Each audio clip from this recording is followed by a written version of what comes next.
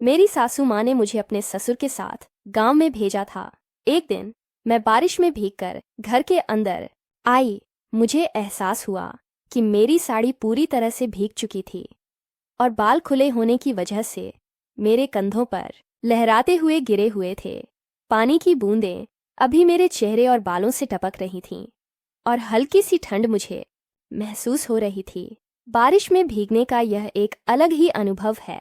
घर में मोमबत्ती की हल्की रोशनी और बाहर से आती तेज बारिश की आवाज ने माहौल को और भी खास बना दिया था। मैंने साड़ी का पल्लू ठीक करते हुए ससुर जी से कहा, बाबूजी खिड़कियां और दरवाजे बंद कर दीजिए, नहीं तो पानी अंदर आ जाएगा। जैसे ही उन्होंने मेरी बात सुनी, उन्होंने खिड़कियां बंद कर दीं, लेकिन इनकी नजरें कुछ देर के लिए मुझ पर ठहर गई। वे मुझे नीचे से ऊपर तक देखने लगे, शायद यह देख रहे थे कि मैं पूरी तरह भीग चुकी हूँ।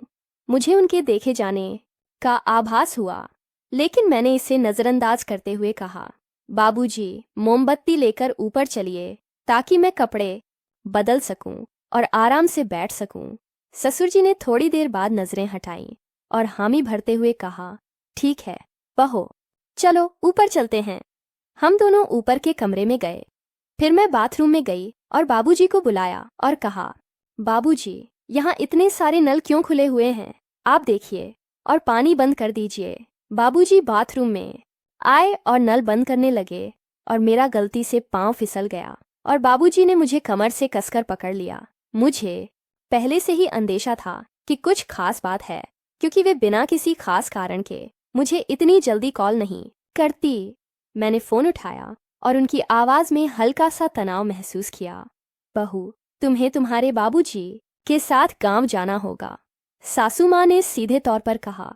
यह सुनते ही मैं थोड़ी चौंक गई। मेरे दिमाग में तुरंत यह विचार आया कि आखिर वह खुद क्यों नहीं जा सकती और क्यों मुझे जाना पड़ रहा है। मैंने शांतितय से कहा, सासू माँ, आप और आपके बेटे दोनों नहीं जा सकते, क्या मेरे ऑफिस का भी काम है? सासू माँ ने थोड़ा संजीदा होकर जवाब दिया, तुम जानती हो ना बहू, जब भी मैं कहीं बाहर जाती हूँ मेरी तबीयत खराब हो जाती है और तुम्हारा पति वह हमेशा अपने काम में व्यस्त रहता है या फिर अपने आवारा दोस्तों के साथ शराब पीने चला जाता है। उसे समझाने से भी कोई फायदा नहीं होता, इसलिए मुझे तुम पर भरोसा है। बहू, उनके कहे में सच्चाई थी। मेरे पति अपने दोस्तों के साथ वक्त बिताने में ज्यादा रुचि लेते थे और घर के कामों में उनकी दिलचस्पी बहुत कम थी। मैंने स्थिति को समझते हुए सासू माँ से कहा, ठीक है सासू माँ, जैसा आप चाहे बहू, तुम्हें प्रॉपर्टी का काम देखने के लिए जाना है। यह बहुत ज़रूरी है और तुम ही इसे अच्छे से संभाल सकती हो। बाबूजी के साथ बस सोमवार से बुधवार तक रहना होगा। गुरुवार को काम खत्म करके तुम शुक्रवार या शनिवार को वापस आ सकती हो। सासू माँ ने मुझे शांत कराते हुए कहा, ठीक है सासू माँ, आप चिंता मत करें, मैं बाबूजी के साथ चली जाऊंगी। मैंने उन्हें आश्वस्त किया। वह सप्ताहांत बहुत जल्दी आ गया और मैं सोच रही थी कि गांव जाना मेरे लिए एक नया अनुभव होगा। अगर बड़ा और सुंदर था, शायद यह बदलाव मुझे भी आज। तो दोस्तों, अब मैं आपको अपने बाबूजी के बारे में बताती हूँ, यानी मेरे ससुर जी के बारे में। मेरे ससुर जी की उम्र लगभग 7 साल होगी, लेकिन इस उम्र में भी वह बहुत मजबूत और ताकतवर है। हमारा व्यापार शुरू से ही अच्छा चलता आ रहा है, इसलिए हमारे परिवार को किसी चीज़ की कोई कमी नहीं है। हमारे पास नौकर, चाकर, कार और बंगला सब है। मेरी एक बेटी भी है, लेकिन वह टेस्ट चीज़ प्रक्रिया से पैदा हुई है। जी हाँ, मेरी बेटी मेरे पति के द्वारा पैदा नहीं हुई, क्योंकि मेरे पति में वह क्षमता नहीं है।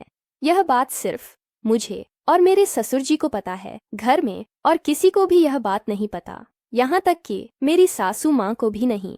जब मेरी सासू माँ ने मुझे गांव जाने के लिए कहा तो मैं अंदर से थोड़ी खुश हो गई।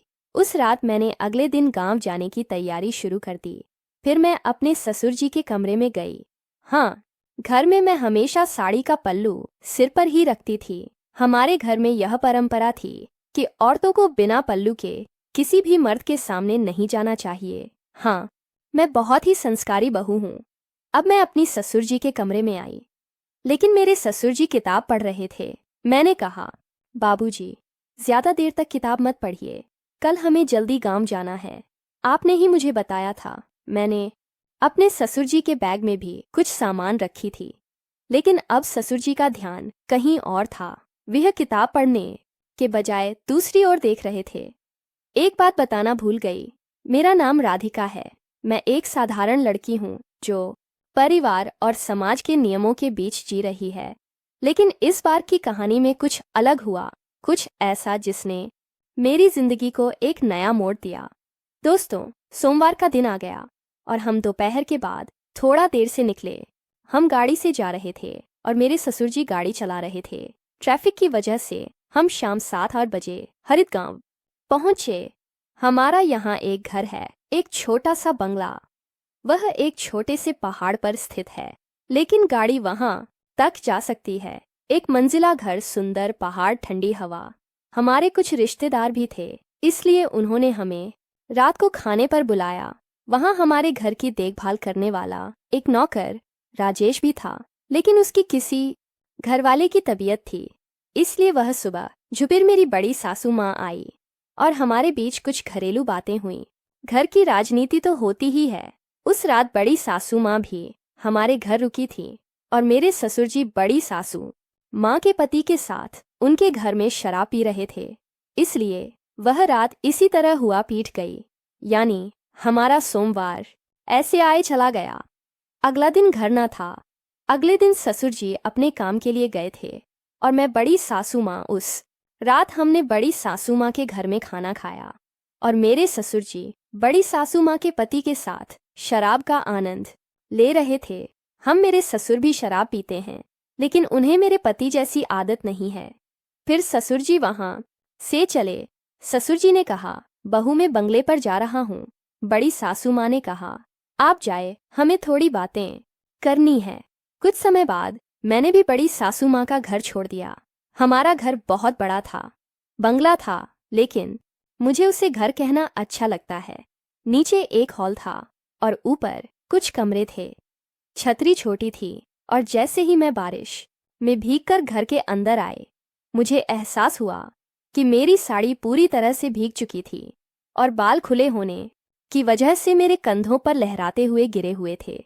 पानी की बूंदें अब भी मेरे चेहरे और बालों से टपक रही थी और हल्की सी ठंड मुझे महसूस हो रही थी। बारिश में भीगने का यह एक अलग ही अनुभव था। गर्म मोमबत्ती की हल्की रोशनी और बाहर से आती तेज बारिश की आवाज ने माहौल को और भी खास। मैंने साड़ी का पल्लू ठीक करते हुए ससुर जी से कहा, बाबूजी खिड़कियां और दरवाजे बंद कर दीजिए, नहीं तो पानी अंदर आ जाएगा। जैसे ही उन्होंने मेरी बात सुनी, उन्होंने खिड़कियां बंद कर दीं, लेकिन उनकी नजरें कुछ देर के लिए मुझ पर ठहर गईं। वे मुझे नीचे से ऊपर तक देखने लगे, शायद यह देख रहे थे कि मैं पूरी तरह भीग चुकी हूँ। मुझे उनके देखे जा, लेकिन मैंने इसे नजरअंदाज करते हुए कहा, बाबूजी मोमबत्ती लेकर ऊपर चलिए ताकि मैं कपड़े बदल सकूं और आराम से बैठ सकूं। ससुर जी ने थोड़ी देर बाद नजरें हटाईं और हामी भरते हुए कहा, ठीक है बहू, चलो ऊपर चलते हैं। हम दोनों ऊपर के कमरे में गए। फिर मैं बाथरूम में गई और बाबूजी को बुलाया और कहा, बाबूजी यहाँ इतने सारे नल क्यों खुले हुए हैं? आप पानी बंद कर दीजिए। बाबूजी बाथरूम में आए और नल बंद करने लगे, लेकिन गलती से शोवर चालू हो गया। मैं फिर से भीग गई। हाँ, मैंने मिली साड़ी पहनी थी और सिर पर साड़ी का पल्लू भी था। फिर मैंने देखा कि बाबूजी चुपचाप मुझे ही देख रहा। बारिश के कारण मेरी साड़ी पूरी तरह भीग चुकी थी और बाबूजी मेरी तरफ ही देख रहे थे। एक दिन ऐसा ही हुआ। मेरे ससुर जी हमेशा दोस्तों के साथ बाहर घूमने जाते थे। उन्हें थोड़ी बहुत सिगरेट पीने की भी आदत थी। एक दिन मैं सुबह दुकान गई।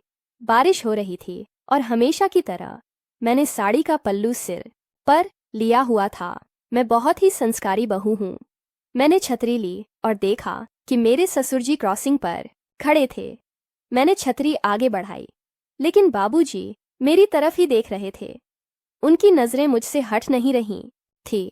हाँ, उनकी निगाहें मेरी भीगी साड़ी के बाहर दिख रहे हिस्सों पर थीं।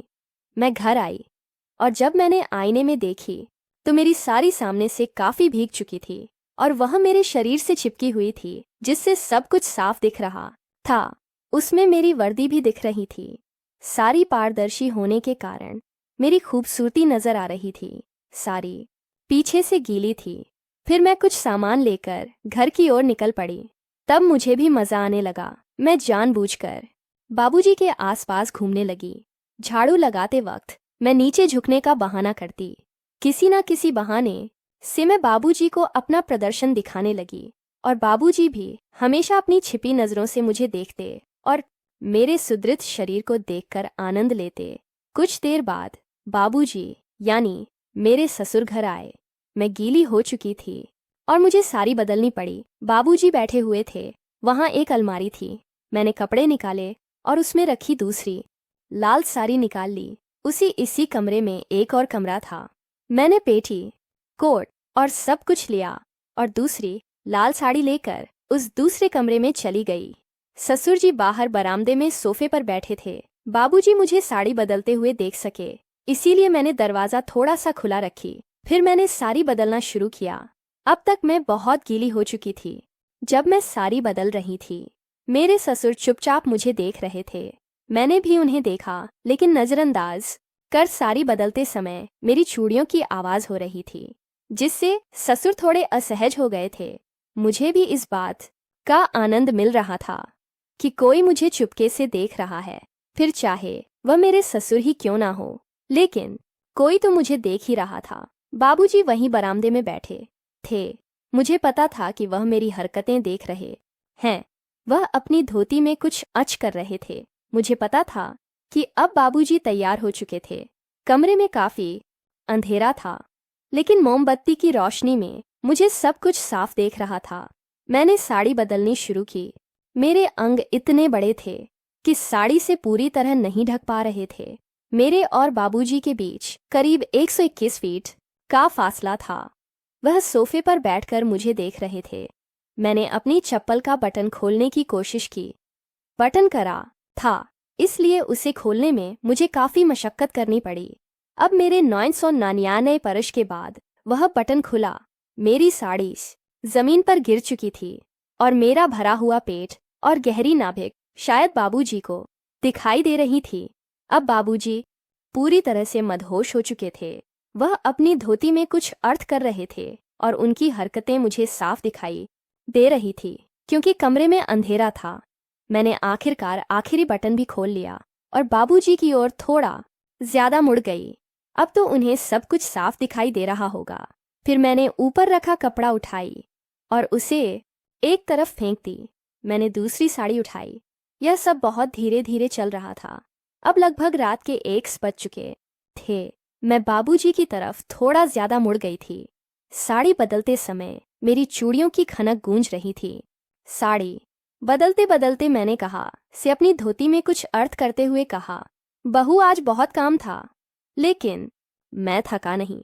इस गांव की हवा बहुत अच्छी है। अब मैं अपनी साड़ी पहन ली थी और फिर दूसरा कपड़ा भी लेने लगी। धीरे धीरे मैंने बटन बंद करना शुरू किया और उसी दौरान बाबूजी से बातें कर रही थी। कमरे में बिजली नहीं थी। मैंने एक मोमबत्ती जलाई हुई थी और उसकी रोशनी में मुझे बाबूजी का चेहरा साफ दिखाई नहीं दे रहा था और बाबूजी को मेरा चेहरा नहीं दिख रहा था। मैंने बाबूजी से कहा, बाबूजी, माँ और काका की बहुत चिंता हो रही है। बाबूजी ने कहा, बहू तुम्हें किस बात की चिंता है? मैंने कहा, बाबूजी कल रात की तरह आज फिर से आप बरामदे में मत सो जाना, मेरे साथ बिस्तर पर सो जाना। हमारा बिस्तर काफी बड़ा है। अब मैंने अपनी साड़ी खोलकर दोबारा पहननी शुरू की थी। साड़ी पहनकर मैं धीरे धीरे घूमने लगी ताकि मेरे ससुर जी सब कुछ देख सकते। अब आखिरी हिस्सा बाकी था। मैंने साड़ी का पल्लू उठाया और खुद को अर्ज करते हुए बाबूजी से कहा, बाबूजी आपको कैसा लगा? आपको मज़ा आया ना? बाबूजी को पूरी तरह से झटका लगा। मैंने फिर कहा, हाँ बाबूजी, मुझे बताएं, मुझे बिना साड़ी के देखकर आपको मज़ा आया। फिर मैं बालकनी में चली गई। बाबूजी अभी भी सोफे पर बैठे थे और मेरी तरफ देख रहे थे। मैंने कहा, अरे बाबूजी, आप भी बालकनी में आए? तभी बाबूजी भी बालकनी में आ गए। मैंने उनसे फिर पूछा, बाबूजी आपको कैसा लगा बताएं?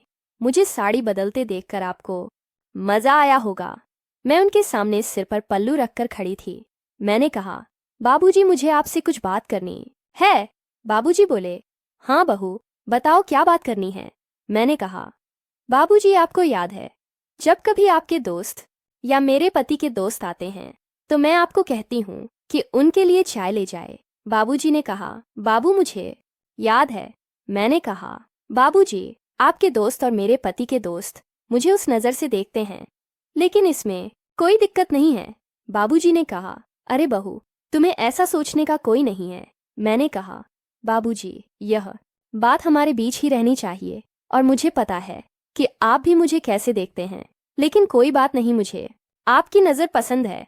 बाबूजी कुछ पल रुके और फिर बोले, बहू क्या तुम खुश हो? मैंने कहा, बाबूजी अब असली मुद्दे पर आते हैं। बाबूजी बोले, हाँ बहू, क्या मुद्दा है बताओ, संकोच मत करो।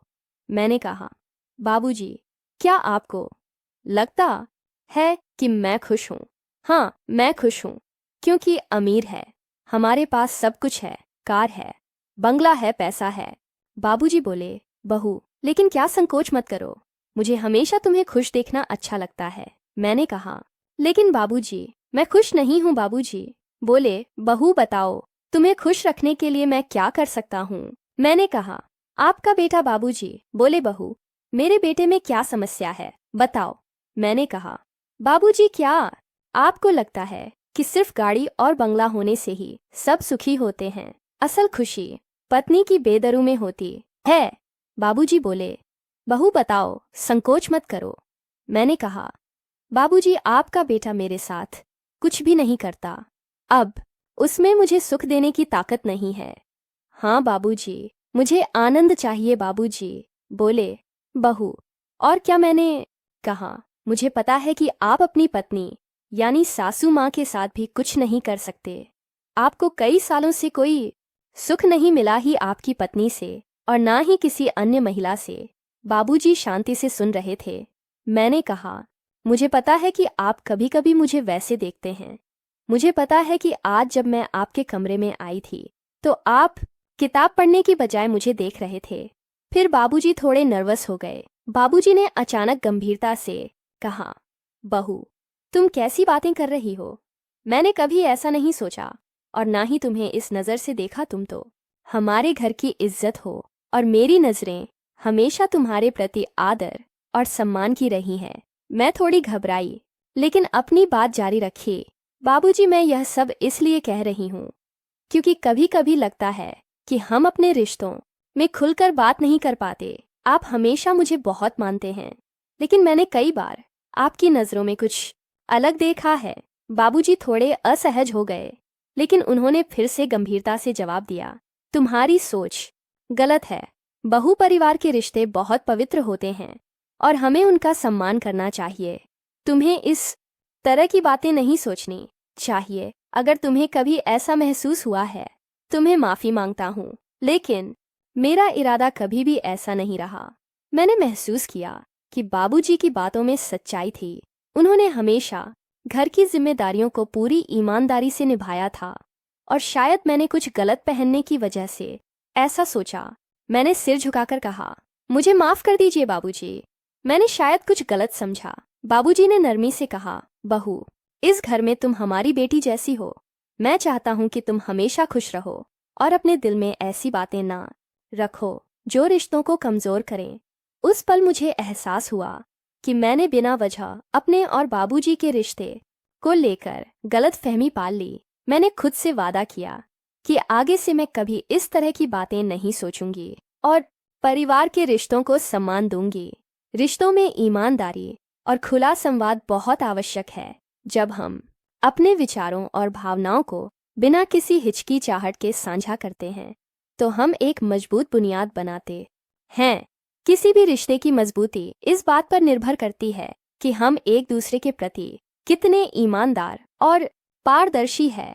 कभी कभी हम अपनी सोच और भावनाओं को छिपाते हैं, जिसके कारण गलत फहमियां पैदा हो जाती है। जब हम किसी को लेकर पूर्वाग्रह बना लेते हैं तो हम वास्तविकता से दूर चले जाते हैं। यह भ्रम हमें रिश्तों में अनावश्यक तनाव पैदा करने की ओर ले जाता है। उदाहरण के लिए, यदि हम अपने मन की बात साझा नहीं करते हैं तो दूसरे व्यक्ति को हमारे बारे में सही समझ नहीं होगी, जिससे वह गलत निष्कर्ष पर पहुंच सकता है।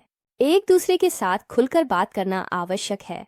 इससे न केवल हम अपनी भावनाओं को स्पष्ट कर पाते हैं, बल्कि यह भी सुनिश्चित करते हैं कि सामने वाले व्यक्ति को हमारी स्थिति और विचारों के बारे में सही जानकारी मिले। ईमानदार संवाद से रिश्तों में विश्वास और समझ बढ़ती है, जो हमें एक दूसरे के करीब लाता है।